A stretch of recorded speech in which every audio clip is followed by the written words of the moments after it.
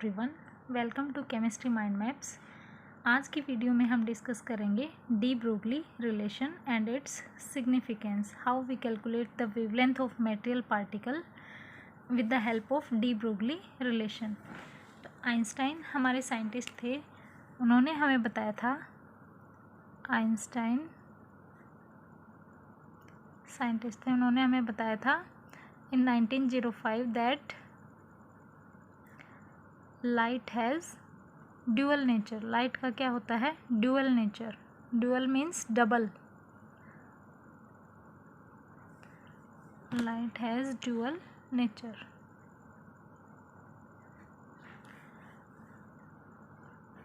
First is wave nature and second is particle nature. Particle nature. After that, Louis de Broglie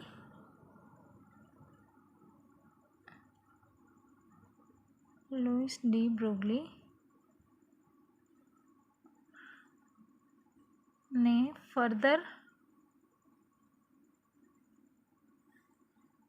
apply किया इस method को, apply this method on all microscopic और macroscopic particles.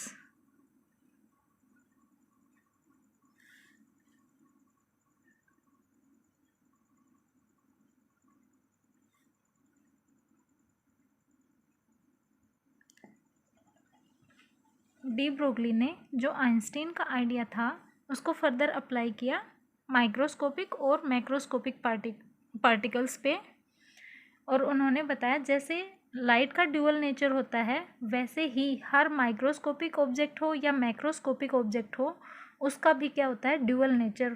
First is wave nature and second is particle nature. Example ले सकते हैं हम, जैसे this pen, piece of chalk,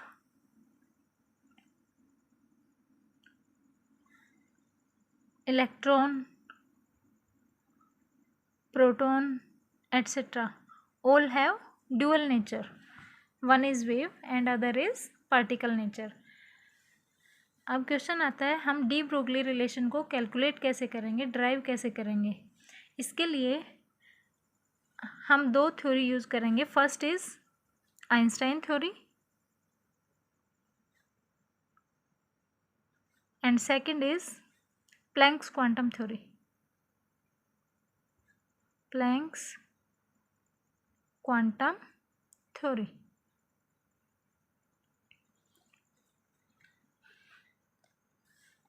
According to Planck's quantum theory,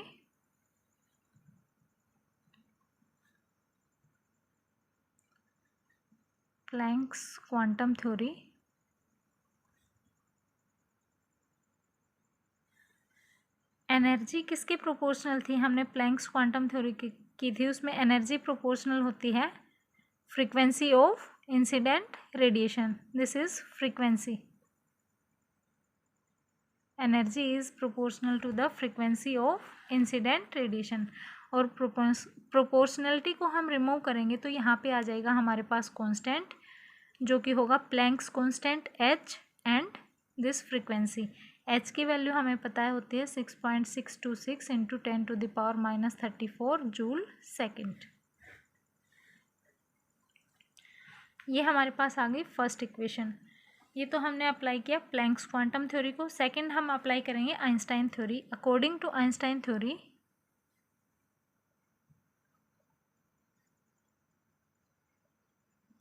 energy की वैल्यू क्या होती है? E is equal to mc²। This is second equation.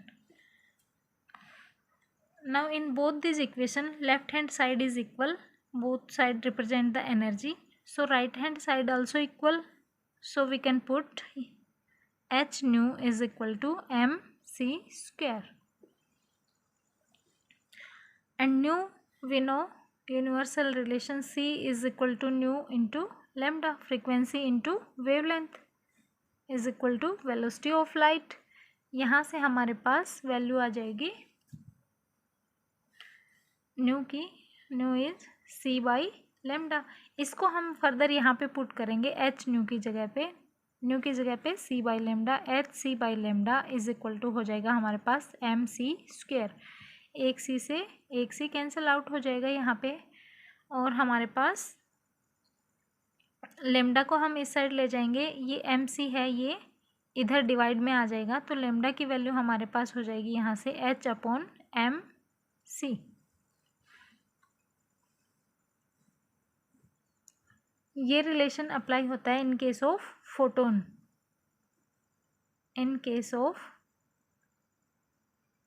Photon. और अगर हम किसी अदर माइक्रोस्कोपिक या मैक्रोस्कोपिक ऑब्जेक्ट पे इस रिलेशन को अप्लाई करना चाहें तो हमें सी की जगह पे क्या लेना पड़ेगा, C is velocity of light और velocity of particle which we represent that as V. तो लेमडा की वैल्यू आ जाएगी हमारे पास H upon M V for any material particle.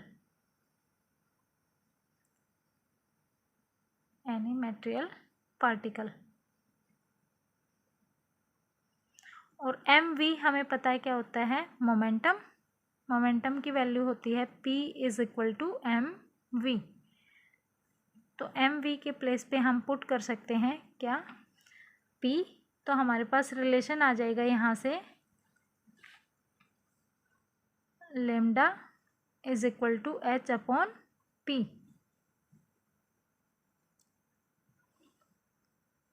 और इसी इक्वेशन को हम फर्दर बोलते हैं डी ब्रोगली इक्वेशन।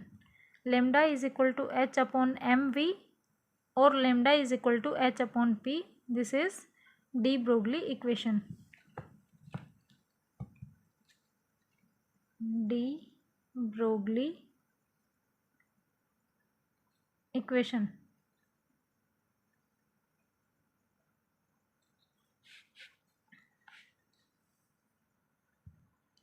और यहाँ पे लेमडा को हम डिनोट करते हैं किससे, डी ब्रोगली वेवलेंथ से, फॉर एनी मटेरियल पार्टिकल। तो ये है हमारा D Broglie relation in which we calculate the wavelength of material particle, either it is microscopic or it is macroscopic, and it comes out to be lambda is equal to h upon mv, where h is Planck's constant and m is the mass of particle and v is the velocity of particle, and mv is equal to momentum. So we represent mv as p, which is momentum. Then this relation become lambda is equal to h upon p, which is de Broglie relation. Now we do what is the significance of this de Broglie relation. Significance of de Broglie relation. Significance of de Broglie relation.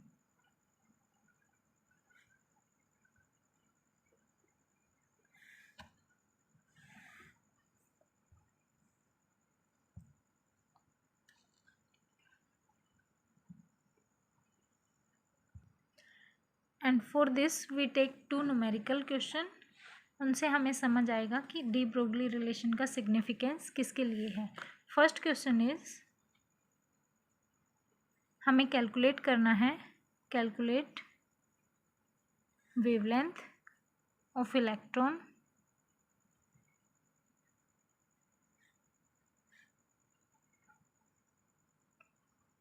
Moving with velocity, जो move कर रहा है with velocity 10 to the power 3 metre पर second. इस velocity से electron move कर रहा है, हमें क्या निकालनी है, उसकी वेवलेंथ।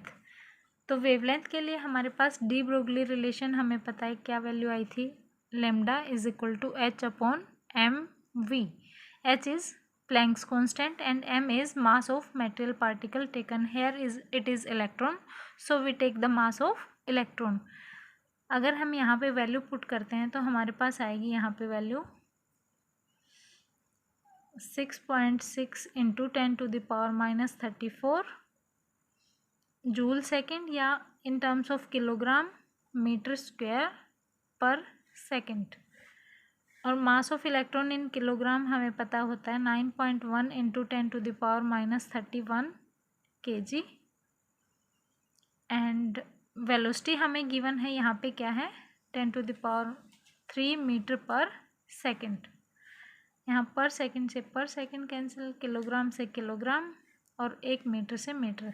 तो हमारे पास वेवलेंथ आ जाएगी यहाँ पे मीटर में, which value is equal to 7.25 into 10⁻⁻7 metre. This is wavelength in case of electron which is moving with velocity of 10⁻³ metre पर सेकेंड। सेकेंड हमारे पास क्वेश्चन है, हमें कैलकुलेट करना है क्या wavelength, calculate wavelength of a ball of mass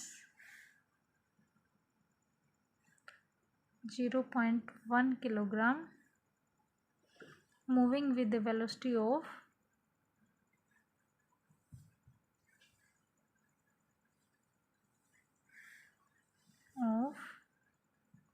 10 metre पर second. Velocity given है हमें और मास गिवन है, तो हम वेवलेंथ कैलकुलेट कर सकते हैं यहाँ से। तो लेमडा की वैल्यू हमारे पास आ जाएगी, lambda is equal to h/mv।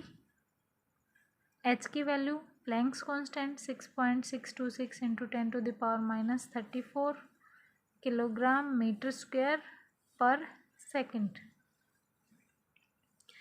और मास हमें गिवन है कितना 0.1 किलोग्राम एंड वेलोसिटी हमें गिवन है 10 मीटर पर सेकेंड। पर सेकेंड से ये कैंसिल, मीटर से 1 मीटर, किलोग्राम से किलोग्राम। एंड फर्दर इसको सोल्व करेंगे, हमारे पास वैल्यू आ जाएगी 6.626 into 10⁻34 metre.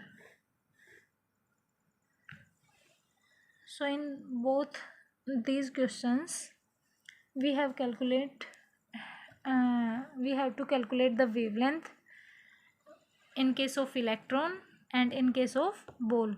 Electron is microscopic particle and ball is macroscopic particle. And in case of electron our wavelength value comes out to be 7.25 into 10⁻⁻7 meter, and in case of ball which is macroscopic our wavelength value comes out to be 10⁻⁻34 meter, which is too small to be measured. Measure करने के लिए ये value बहुत छोटी है, और 10⁻⁻7 metre can easily measured.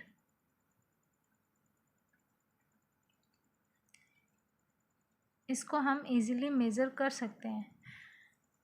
तो यहाँ से हमें क्या पता लगता है, डी ब्रोगली इक्वेशन हमने दोनों में अप्लाई की, माइक्रोस्कोपिक पार्टिकल के केस में भी और मैक्रोस्कोपिक पार्टिकल के केस में भी।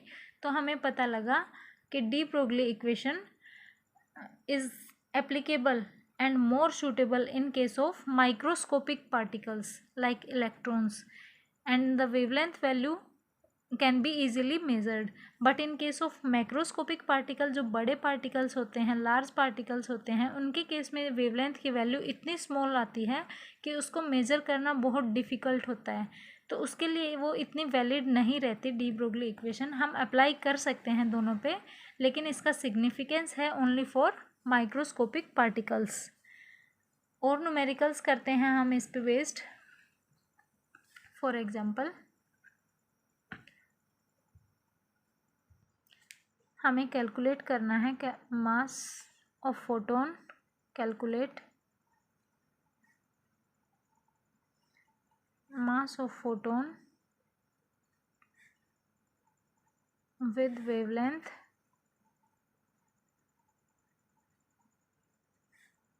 3.6 एंगस्ट्रॉम।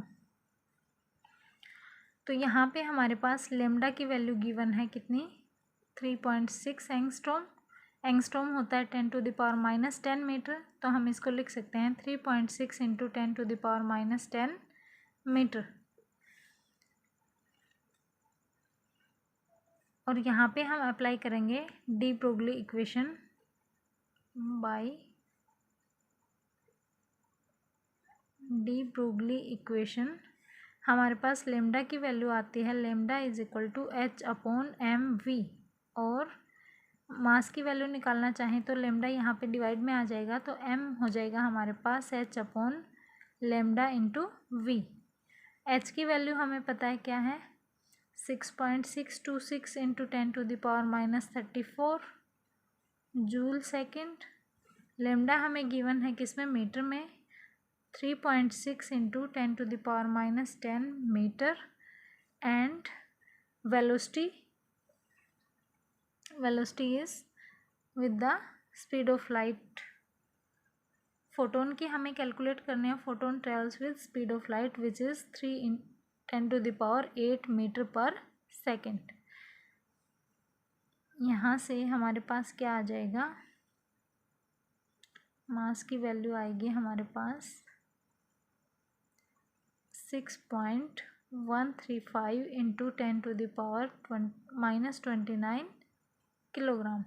सो डी ब्रोगली रिलेशन से अगर हमें वेवलेंथ दी हो तो हम मास भी कैलकुलेट कर सकते हैं, और अगर मास और वेलोसिटी हमें पता हो तो हम वेवलेंथ कैलकुलेट कर सकते हैं।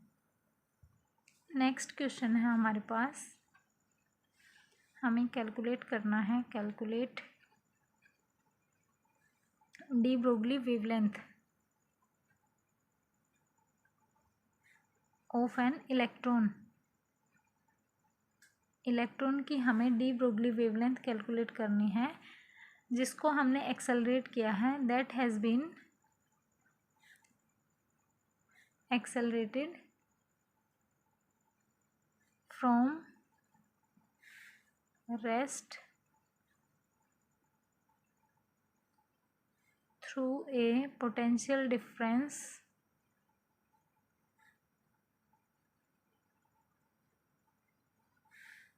Of 1 kilo volt. 1 kilo volt हमें पता है कितना होता है, 1 kilo volt is equal to 1 kilogram में 1000 ग्राम होते हैं, जैसे वैसे ही 1 किलो वोल्ट आ जाएगा 1000 electron volt. And electron volt की वैल्यू हमें पता है इन टर्म्स ऑफ जूल होती है, 1000 into electron volt is 1.602 into 10⁻⁻19 joule. इसको फर्दर सोल्व करेंगे तो हमारे पास आ जाएगा 1.602 इंटू 10⁻⁻3 यहाँ पे ऐड हो जाएंगी तो -16 जूल।